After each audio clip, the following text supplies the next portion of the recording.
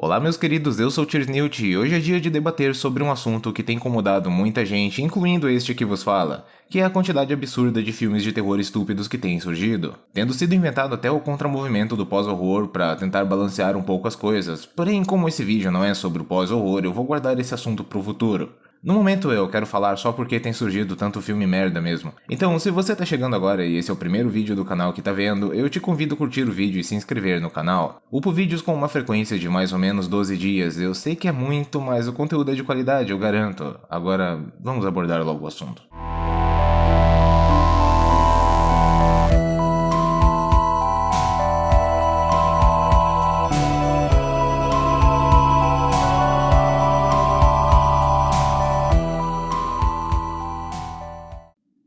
Eu já disse isso em outros vídeos do canal, mas não custa nada repetir. Eu sou um grande fã de filmes de monstro, desde pequeno. Eu sempre vi um grande potencial em criaturas grotescas, com designs criativos que azucrinam a vida das pessoas das mais variadas formas. Então, infelizmente, já devem ter notado que eu não estou vivendo numa época muito boa, já que o cinema investe a maior parte do seu tempo em filmes de assombração com sustos baratos.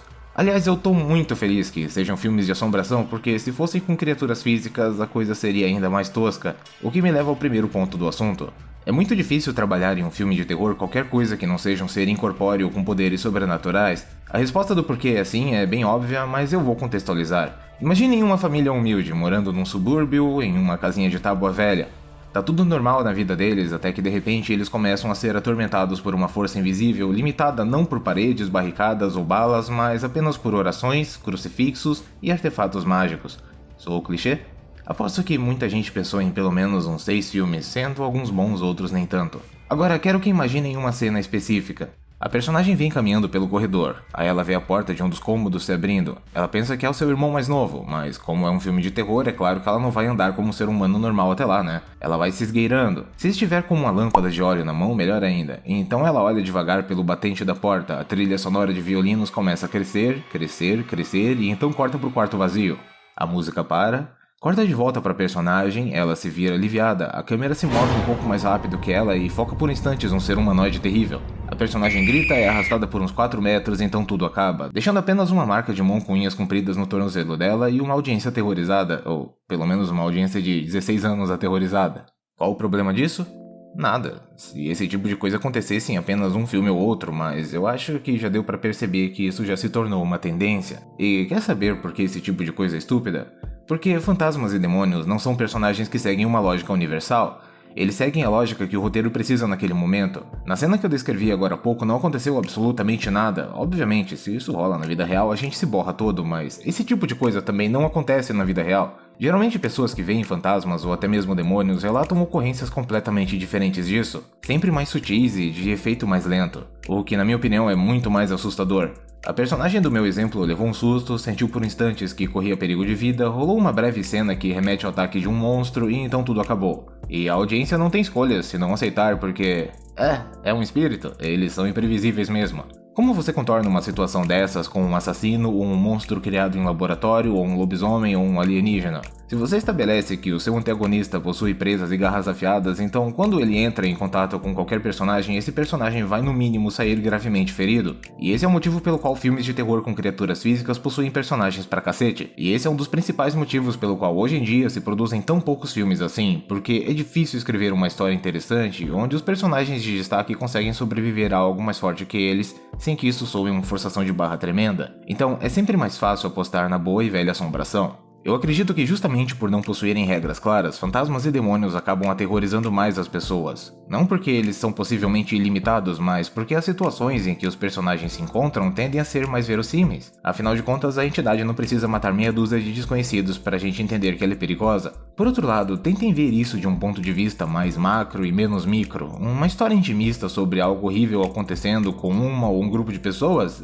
isso pode render um filme aterrorizante, vídeo O Bebê de Rosemary, do qual eu já falei no canal.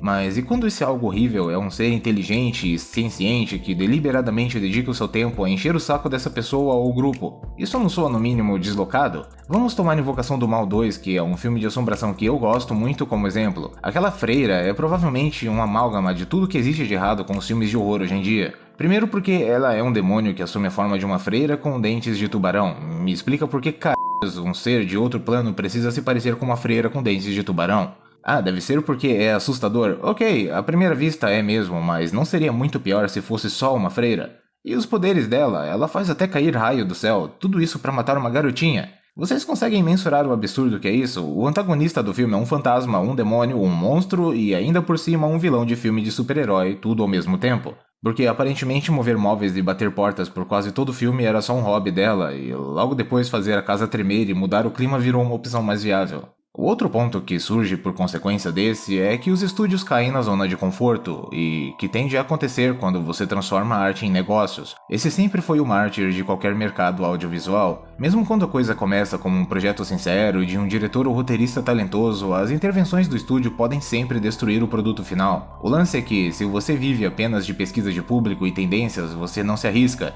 e se não se arrisca, o seu produto fica saturado, estagnado. A coisa tá tão feia que já dá pra saber quando um filme vai feder só assistindo o trailer dele. Usem como exemplo Cadáver e Slender Pesadelo Sem Rosto. Pianinho, frases positivas, pianinho. Ruído estranho, mais frases expositivas, ruído alto. Tentativa de susto, mais frases expositivas, ruídos frequentes, destrambelhamento, susto, susto, fim. Ah, e provavelmente vai ter alguém gritando também. Depois de um tempo você se cansa da mesma coisa sempre. O antagonista do filme é um ser que age de formas misteriosas para que o roteiro torne ele mais ou menos letal de acordo com seu bel prazer. Tudo isso com a justificativa de que ele é incorpóreo. Eu entendo que é mais fácil você se identificar com a situação em que o personagem jura que viu um vulto no fim do corredor à noite do que de fato com a situação em que um alienígena disforme mata e substitui os seus amigos numa estação rodeada de neve na tentativa de chegar disfarçado à civilização. Mas entenda que imersão não tem nada a ver com o que acontece, mas sim como acontece. São os bons personagens, a trilha sonora pontual, a ameaça que precisa convencer e as situações que o roteiro provoca que nos deixam enervados. Eu critiquei muito Um Lugar Silencioso, mas ele foi uma lufada de ar fresco no meio de tanta mesmice. Não que ele não tenha alguns dos clichês mais irritantes da atualidade, mas pelo menos foi um filme de monstro que, pasmem, eu acho decente. Ok, eu falei porque alguns filmes de assombração são matemática preguiçosa, falei que susto barato entrou na moda, mas não falei da consequência que essa tendência causa. Consequência essa que quem viu a minha análise do Godzilla Rei dos Monstros provavelmente já tem alguma ideia de qual é. Mas aqui eu vou dar uma aprofundada maior, partindo do princípio do que podemos considerar como arte. Pessoas quebram a cabeça ao redor do mundo todo tentando definir o que é arte e como ela transcende a barreira da compreensão. Pois bem, essa é a minha definição de arte. A arte é uma forma de linguagem primitiva. É só isso.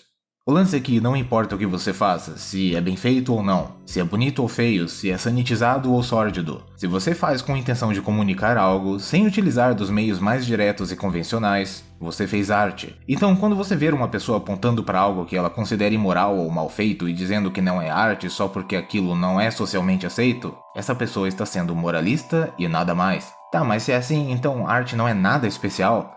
A resposta é sim e não.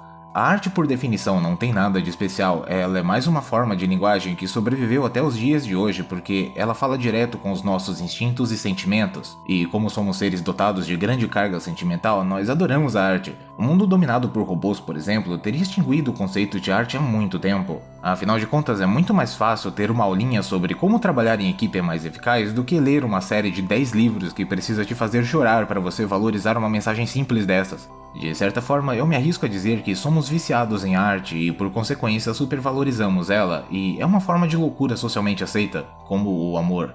Ok, Tears, você destruiu qualquer charme que a arte poderia ter pra mim. Vivemos em um mundo onde qualquer um pode fazer arte, logo não existe diferença entre obras boas e obras ruins.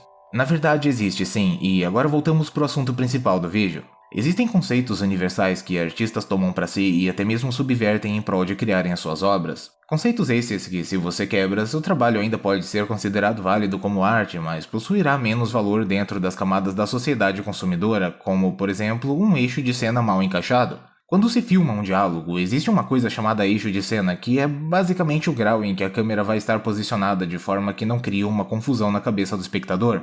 Como, por exemplo, a noção espacial do ambiente que os personagens estão, ou a noção de que um personagem está olhando para quem o diretor quer que ele esteja sem que a cena mostre isso. Se o eixo for mal estabelecido, você pode não saber quem está falando com quem, de qual lado da sala qual personagem está, de qual lado um personagem novo entrou e muitos outros problemas desse tipo. O diretor pode até ignorar tudo isso e dizer que é a visão artística dele, o que não está errado. Mas entre muitas camadas, tanto de profissionais quanto de consumidores, ele vai receber um título muito peculiar que se adequa a muitos profissionais do ramo atualmente. retardado. Então, tem que sempre ser feito seguindo esses conceitos? Não, é possível subverter isso, mas o motivo tem que estar não apenas claro, como também se provar válido. E o que isso tem a ver com o cinema de terror atual? Bem, digamos que embora possamos chamar filmes como The Bye Bye Man ou A Maldição da Chorona de arte, eles estão longe do que podemos considerar, entre muitas aspas, arte de qualidade.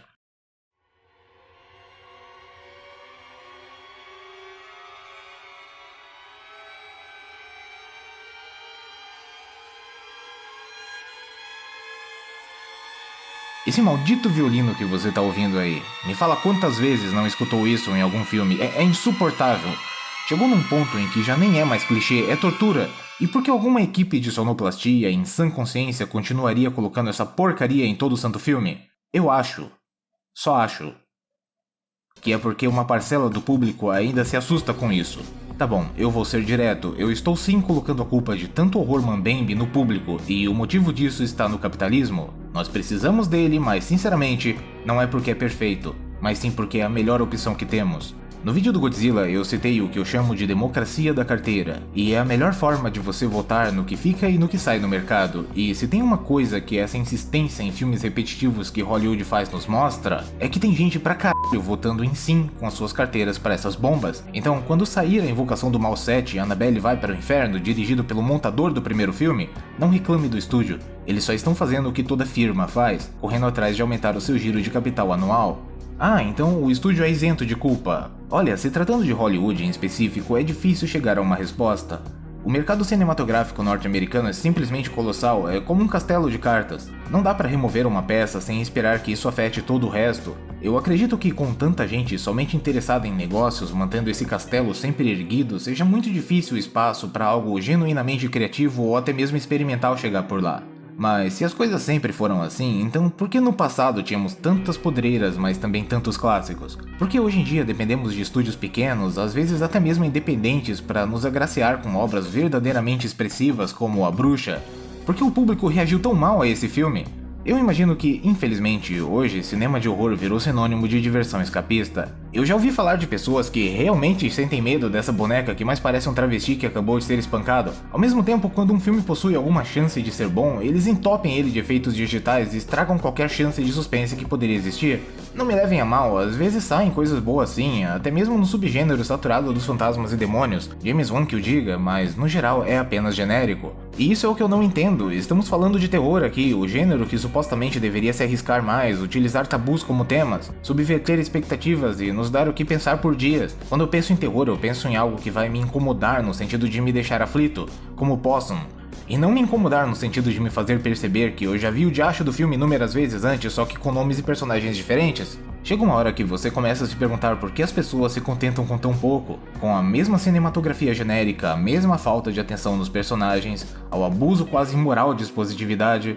E quando finalmente um filme diferente chega, como foi com A Bruxa, tanta gente rejeita o projeto alegando que nada acontece nele. Claro que nem tudo está perdido, na verdade esse é quase um ciclo natural do mercado, algo começa a ficar mastigado demais, aglomera um grande público sem muitos critérios, uma parcela começa a se afastar, essa parcela cresce até o ponto em que vale a pena investir neles, e então nasce um subproduto, ou seja, se você souber procurar, você acha bons filmes de terror modernos de todos os tipos, desde as trecheiras até os mais conceituais e cabeçudos, basta olhar para outros países como o Reino Unido ou França que não é difícil encontrar. Só é uma pena ver essas porcarias influenciando tanto o público atual. Há uns anos atrás era fácil achar pessoas super fãs do Michael Myers ou do Jason. Não que Halloween e Sexta-feira 13 sejam filmes cabeça, de forma alguma são bem diversão escapista mesmo, mas pelo menos eram franquias sinceras em seus objetivos e entregavam momentos genuinamente enervantes. Mas o que eu posso dizer para fechar o assunto é, se você se identificou comigo, não se preocupe.